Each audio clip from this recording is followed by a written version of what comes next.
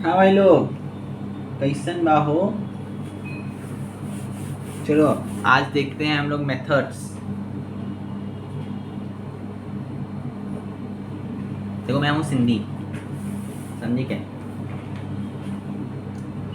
थोड़ी बहुत भोजपुरी बोल लेता हूँ।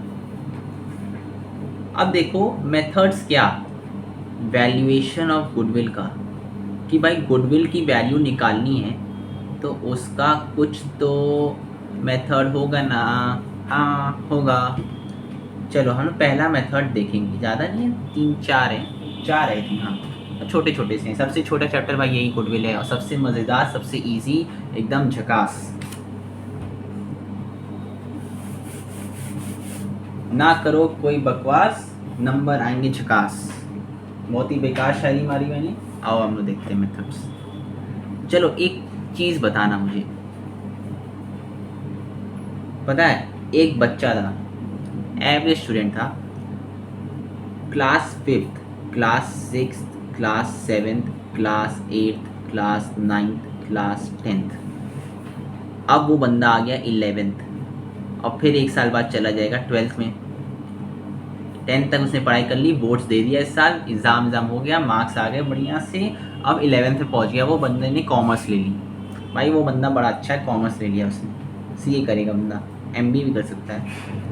अब फिफ्थ में उसके परसेंटेज आए थे 72%, सिक्स्थ में आए थे उसके 78%, फिर सेवन्थ में आए उसके 70%। भाई एट्थ में अच्छा परफॉर्म किया 80%। भाई साहब मेरा तो कभी टच ही नहीं किया, सीधे टेंथ में टच किया था। यहाँ पे आया उसके 75%, यहाँ पे आए उसके 82%, अच्छे खासे आ गए। अच्छा ये बंदा जो है 70 और 80 के बीच में ही टहल रहा है हर क्लास में। तो अगर हम आपसे पूछें तो आप क्या बता पाएंगे कि वो इलेवेंथ में आपके हिसाब से एक्सपेक्टेड वो कितना परसेंटेज लाएगा? भाई नॉर्मली इतना 70-80% लाता है ये बंदा, तो आप कितना परसेंटेज लाएगा ज़रा बताओ। हाँ इलेवेंथ में तो नॉर्मली सब यही कहेंगे कि भाई हाँ 70 से 80% के बीच में ही लेके आ जाएगा, इतना वो परसेंटेज लाएगा। और ट्वेल्थ में भी उसका वही परफॉर्मेंस रहेगा, ज़्यादा से ज़्यादा क्या हो गया 75 से 85 या 80% के आसपास वो ले आएगा। ठीक है। हाँ ट्वेल्थ ईजी होता है ना भाई, तुमको ट्वेल्थ ईजी तो लग रहा है भाई, ये सब क्या छोटे छोटे चैप्टर्स हैं, सब हो जाता है। हमको भी टफ लगता था अपने टाइम पे, अब ईजी लगता है। हाँ धीरे धीरे अब एक बार लगा लिए थे ना, टिके रहते ना, एक बार टिके रहते भाई, एक बार लगा लो पूरा, उसके बाद ईजी हो जाता है। उसके बाद रिवीजन के टाइम में एकदम यूं यूं लगता है भाई, यूं मज़ा आ जाएगा, पढ़ो तो क्या हुआ 70 से 80% ये एक्सपेक्टेड लग रहा है, तो कैसे निकाले? तो हमने क्या किया होगा, जैसे हम क्या करते हैं भाई, मैंने देखा कि भाई बंदे ने 72, ये क्या हिंदी नहीं आती भाई, 78%, 70-80%, इसका ऑन एन एवरेज वो कितना कमा रहा है, मतलब सॉरी कितना परसेंटेज ला रहा है, 75% के आसपास वो डगमगा रहा है। ठीक है, कभी इधर कभी उधर। तो ये ऑन एन एक्सपेक्टेड 75% के ऑन एन एवरेज बेसिस पे वो इलेवेंथ और ट्वेल्थ में भी वही स्कोर करेगा। वो स्टूडेंट्स लड़का है ना, ज़्यादा हाई फाई ना, टॉपर ना, एकदम फेलियर भी नहीं है, ठीक ठाक है। तो ये समझ में आया ना कैसे? अच्छा हम एक्चुअल हम निकाल के दिखा दे रहे हैं कि एवरेज क्या आएगा। 72, तो मैंने रैंडम नंबर्स ले लिए। 457 डिवाइड बाई 1 2 3 4 5 6, अरे 76% आ रहा है, कोई बात नहीं, वही बात हो गई। हाँ तो अब हम वही कहना चाह रहे हैं, ये तो भाई मार्क्स के केस में हो गया। हाँ अब अगर हम कहें बिजनेस के केस में कि भाई business first year, second year, third year, fourth year में, जिस साल में उसने स्टार्ट किया था, fifth year, sixth year, seventh, eighth year, अब वो 6 साल भाई बिजनेस में रह चुका है, अब वो सेवेंथ ईयर में जा रहा है। तो फर्स्ट ईयर में उसने प्रॉफिट कमाया मान लो 50,000, अब यहाँ पे कमाया उसने 55,000, यहाँ कमाया उसने 60,000, यहाँ कमाया उसने 52,000, कम हो गया थोड़ा, यहाँ कमाया उसने 58,000, फिर बढ़ गया, फिर यहाँ पे इसने कमाया 56,000। तो अगर अब हम आपसे पूछें तो आप बता पाओगे कि सेवन्थ ईयर में वो कितना कमाएगा? हाँ वही 50-60 के बीच में ही कमाएगा। 50 के और 60 के बीच में ही कमाएगा। ऑन एन एवरेज कितना एवरेज इसका आ रहा है? On an average 50, 55, 60, 52, 58, 56,000 divide by 6, हाँ डेली 55,000 के आसपास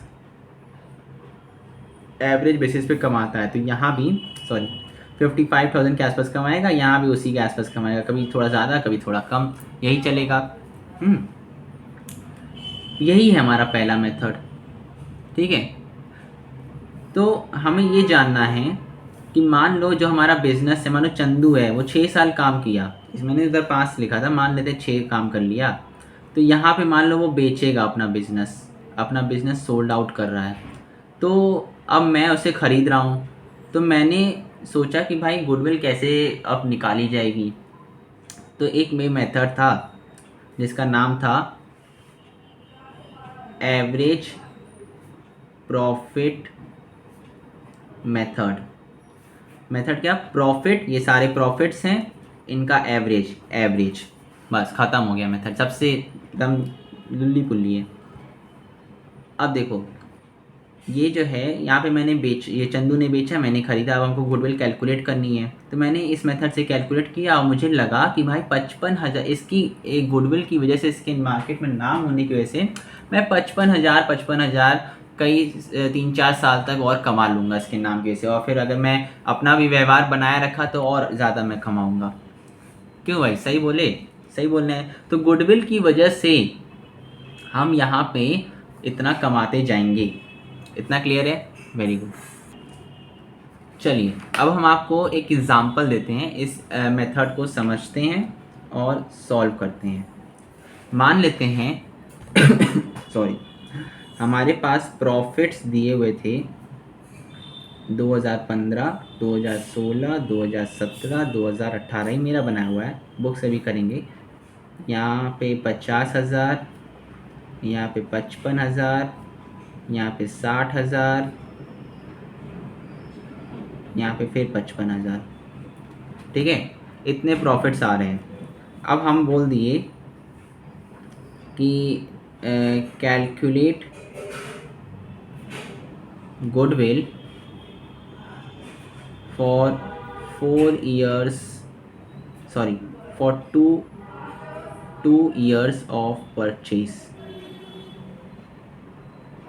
ठीक है। तो सबसे पहले हम क्या करेंगे, सॉल्यूशन, हम क्या करेंगे, हम निकालेंगे average profits. 50,000 plus 55,000 plus 60,000 plus 55,000 divide by 4, तो मेरा आएगा 50, 55, 60, 55 डिवाइड बाई 4, 55,000 रुपये आया एवरेज। अब हमें गुडविल निकालनी है। तो गुडविल का फॉर्मूला होता है इस केस में average profits into number of years purchase. Number of years purchase आपको दिया रहेगा, अभी मैं इसका मतलब समझा रहा हूँ, अभी कहीं जाइएगा नहीं। तो 55,000 इंटू 2 है ना, कितना आ गया, 55 इंटू 2, 1,10,000, ठीक है। क्लियर है ये मेथड? हाँ, तो गुडविल की वैल्यू आ गई इतनी। अच्छा, अब नंबर ऑफ ईयर्स परचेज का मतलब क्या है ये देखते हैं। हाँ, number of years purchase, number of years purchase का मतलब है, नंबर ऑफ ईयर्स परचेज का मतलब है, देखो मतलब कितने साल तक, समझना ध्यान से, कितने साल तक फर्म जो है या कंपनी या कोई बिजनेस जो है गुडविल को मतलब प्रॉफिट्स अर्न करेगा उसकी गुडविल की वजह से, मतलब कि कितने साल तक वो बिजनेस अपनी गुडविल की वजह से आगे वैसा ही प्रॉफिट्स अर्न करेगा। फॉर एग्जाम्पल 6 साल तक चंदू स्टोर्स ने काम किया, उसकी एक गुडविल बन गई, अब वो बेच के जा रहा है। तो हम देखेंगे कि भाई हम एक्सपेक्टेड देखेंगे, एक्सपेक्टेड होता है सबके अकॉर्डिंग कि कितने साल तक मैं अपनी गुडविल मतलब कि चंदू की गुडविल की वजह से, अब तो मैंने खरीद लिया, तो चंदू की गुडविल की वजह से मैं कितने साल तक ये कमा सकता हूँ और पैसा। तो 2 साल तक मैंने लिखा, यानी कि 2 साल तक मैं वही 50-55 हज़ार कमा सकता हूँ।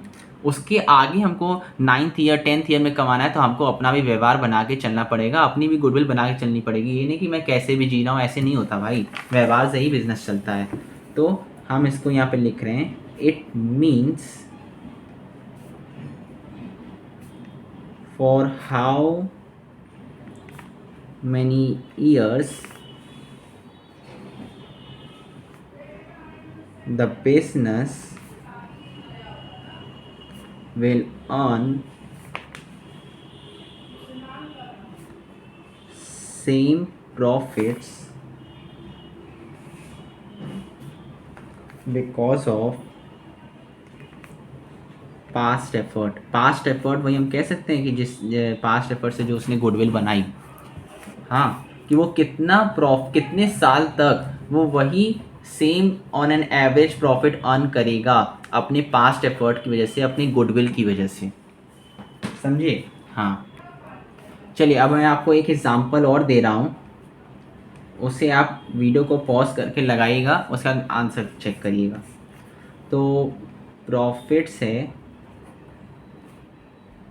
लाइक 2016, 2017, 2018, 2019, 2020, इसमें आ रही है 10,000, फिर हुई 20,000, फिर हुई 30,000। भाई मतलब कंपनी बहुत सही कमा रही है।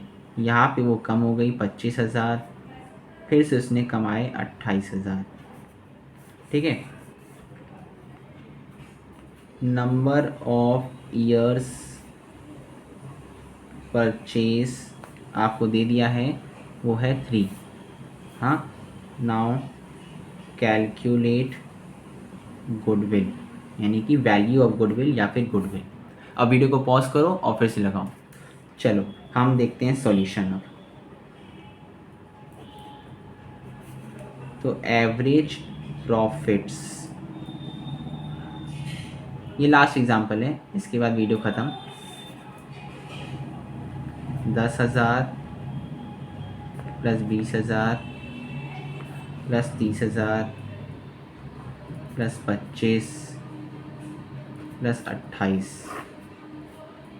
ये हो गया 5 साल है ना।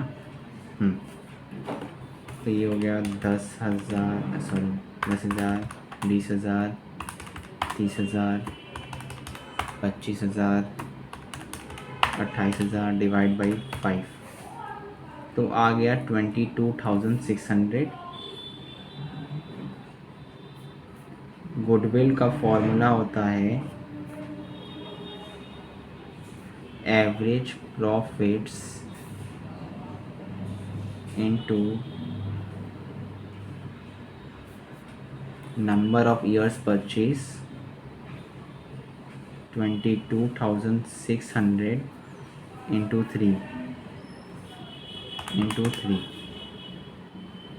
67, सॉरी यार दिख नहीं रहा था क्या, सॉरी 67,800 का हमारा गुडविल आएगा। बस यही हमारा आंसर है।